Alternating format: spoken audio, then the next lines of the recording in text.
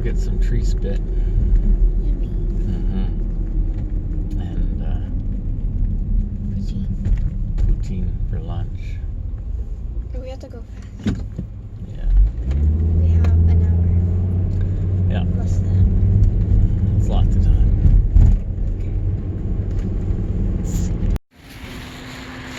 Getting fries.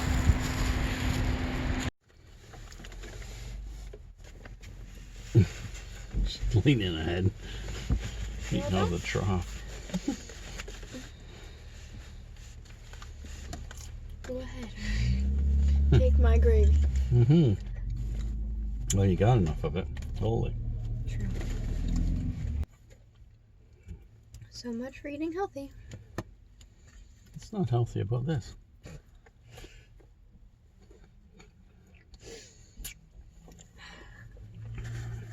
Gravy, cheese, potatoes.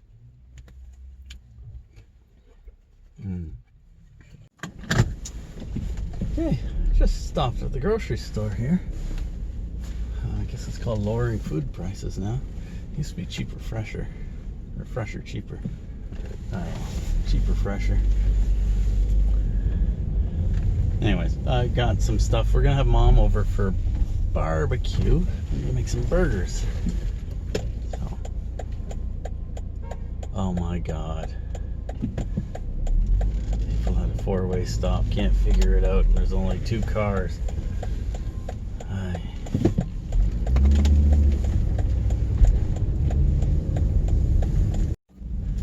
So, as I was saying before the rant about the perfection of the drivers around here. Jeez. We're gonna have a barbecue. So, got the fixins for barbecue. That'll be nice. I guess it's 10 degrees right now. It's sunny. Still a little bit of a breeze out, but it'll do.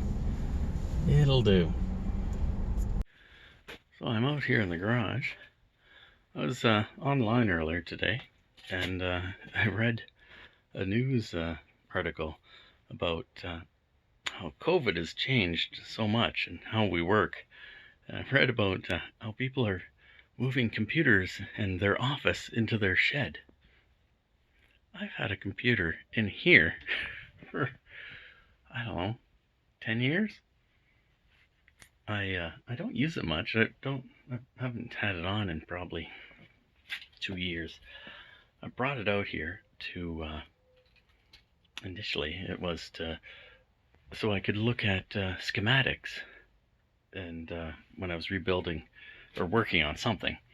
So if I'm taking apart a car, I'd want to know specifics. I would download the file, bring it out here on a thumb drive, stick it in, and have it up there so I could check out and make sure I'm putting things together properly, or check torque specs and all that stuff. So I was ahead of the curve. Little did I know. So I'm thinking now, geez, those Mennonite shed people, they're going to be making a good buck. I wonder if somehow I can cash in on that. Get on Kijiji tonight, maybe make some ads. Shed office instead of a home office. Jeez, I almost forgot why I came out here. Comment. I figured I'd vacuum the water out of the boat so that it'll have a chance to dry out in the next few days. Then I can get in there and more specifically get the measurements and stuff for this heater install in the other boat. Now, if I know how I can install the bracket, I'd like to get that done. Install the bracket and get it made anyways, so I can install it quickly and easily on the other boat and make it quick work, and hopefully we'll have heat. That's gonna be nice. I've hooked up the power, got the vacuum. This vacuum set in here all winter. I don't think I left anything in it. No, look at that. dry. It's maybe a little bit of residual fiberglass dust in there. Okay, so I got some water back in there and in my side builders. And this isn't so bad for amount of water. I've seen them have more water in them in the spring. So we'll see how many of these it takes. This is 10 gallons. So we'll check the gallon count in the end. Contact.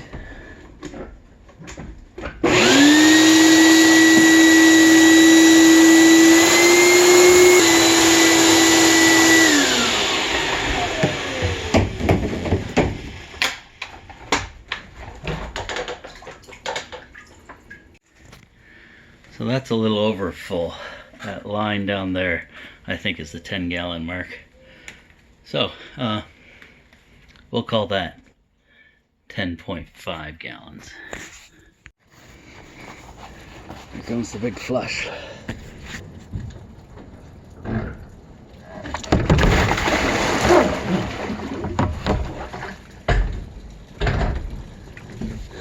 One. So, well, I'll maybe have to block it. That should go down pretty good.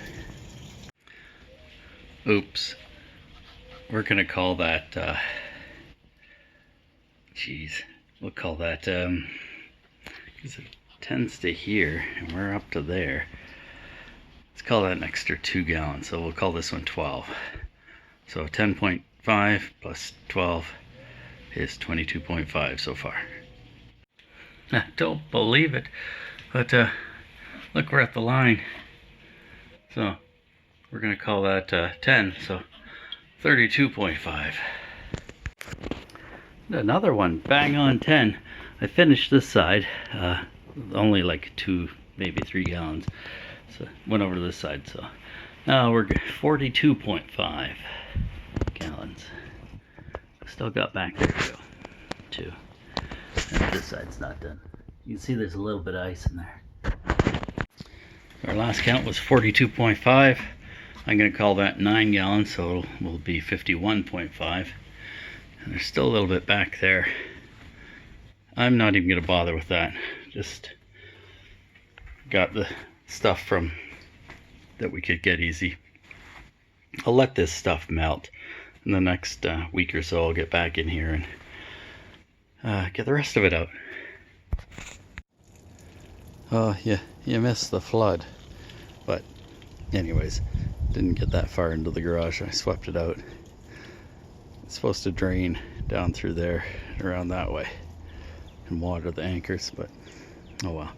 Anyways, it was kind of plugged in there, so I used a drain snake to go in and clean it out. Worked really well. I had to start sweeping water. Okay, let's get this packed up. I'm gonna leave the vacuum taken apart so it can dry out, and put this away. Oh, we got that cleaned out. I got the stuff out of the lazarette too, the leaves and everything. This is how we're gonna leave this. Still some in there, but we'll get that another day. Some there too. You know what? Hey, no, let's get this last bunch. What were we at? 51? Let's add up. Wrong format. So we're gonna call that 2. Yeah. What? Ah. Yeah, we'll call that 2. So 51.5 plus 2 is 53.5 gallons. We didn't touch that stuff. And I didn't count the stuff that was in the lazarette. So maybe 55 gallons so far. So that's where I'm going to leave things. That can air out there. That can air out there. And when we come back in, we'll get the rest of it. Been rethinking my idea about the newest car.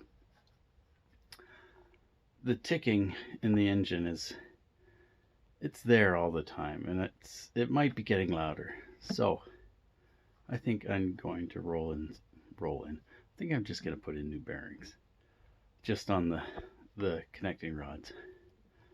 Then we'll get whatever we get out of it, and I can, if it keeps sticking, I'll look for another engine. But the bearings I found, even at the Volvo dealer, are only $60 for the whole set. So I may as well spend $60 and a couple hours underneath the car and get it done. I'll replace the rubber oil seals that go from the oil pickup to the pump as well.